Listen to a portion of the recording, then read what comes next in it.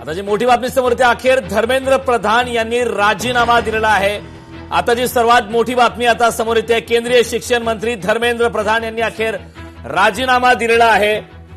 युवकांचं वादळ आपण पाहतोय, राजधानी दिल्लीमध्ये धडकलेलं होतं। मागच्या काही दिवसांपासून या संदर्भातल्या वेगवान घडामोडी घडत होत्या। अखेर राजीनाम्याची मागणी लावून धरलेली होती, देशभरात संतापाची लाट होती आणि अखेर आता धर्मेंद्र प्रधान यांनी राजीनामा दिलाय। कालच सीजेपीच्या शिष्टमंडळ आणि सरकारमध्ये महत्वाची बैठक झाली होती आणि याच दरम्यान सरकार या संदर्भात सकारात्मक आहे, राजीनामा घेण्यात येईल अशा प्रकारचं आश्वासन सुद्धा सरकारच्या माध्यमातून देण्यात आलेलं होतं। आणि आताची मोठी अपडेट समोर येते, केंद्रीय शिक्षण मंत्री धर्मेंद्र प्रधान यांनी अखेर राजीनामा दिला। या संदर्भात चर्चा करण्यासाठी आपल्यासोबत सामाजिक कार्यकर्त्या अंजली दमानिया पुन्हा एकदा जोडल्यात।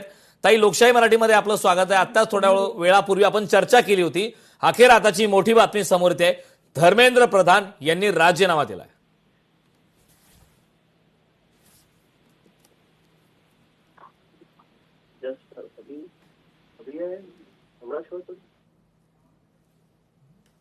सामाजिक कार्यकर्त्या अंजलीताई दमाने आपल्यासोबत जोडले। ताई, माझा आवाज आपल्यापर्यंत पोहोचतोय का? येतोय। हा, तर माझा प्रश्न असा आहे की थोड्याच वेळापूर्वी आपण चर्चा केली होती, अखेर आताची मोठी बातमी आलेली आहे, धर्मेंद्र प्रधान यांनी राजीनामा दिलाय।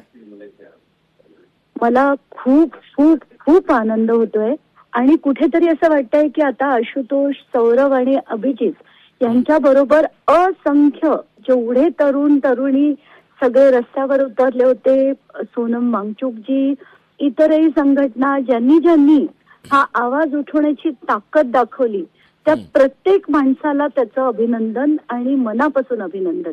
कारण कुठेतरी कुठलंही सरकार असो, प्रत्येक ठिकाणी आपल्याला दोन गोष्टी हव्या आहेत, एक आहे अकाउंटेबिलिटी आणि दुसरं म्हणजे प्रश्न विचारण्याची ताकद ही लोकांमध्ये असलीच पाहिजे, तरच त्याला खऱ्या अर्थाने आपण लोकशाही म्हणू शकतो। तर आज हा या सगळ्या लोकांचा, सगळ्या तरुण तरुणींचा, या जेन झीचा झालेला हा प्रचंड मोठा विजय म्हणायला पाहिजे। आणि या देशात आतापर्यंत कसं होतं की भाजपला कोणी म्हणजे टक्कर देणारच नव्हतं, कोणी त्यांना प्रश्न विचारू शकत नव्हतं, ती ताकद कोणामध्ये नव्हती, ती ताकद या लहान मुलांनी दाखवली आहे, त्याच्याबद्दल त्यांचं खरंच मनापासून अभिनंदन।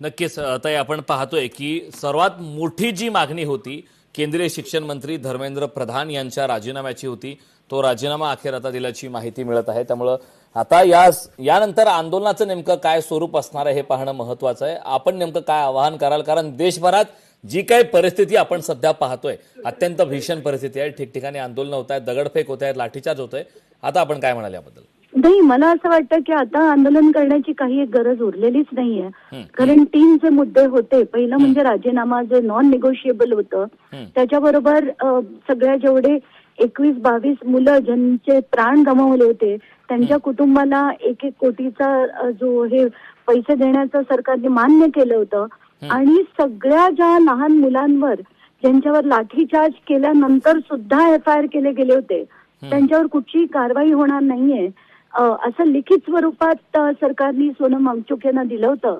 त्या तिन्ही गोष्टी झाल्यानंतर आंदोलन करण्याची काहीच एक गरजच उरलेली नाहीये। ते ऐकून खरंच बरं वाटतंय, आता हायसं वाटतंय। नक्कीच ताई, खूप खूप धन्यवाद, आपण लोकशाही मराठीशी संवाद साधला त्याबद्दल।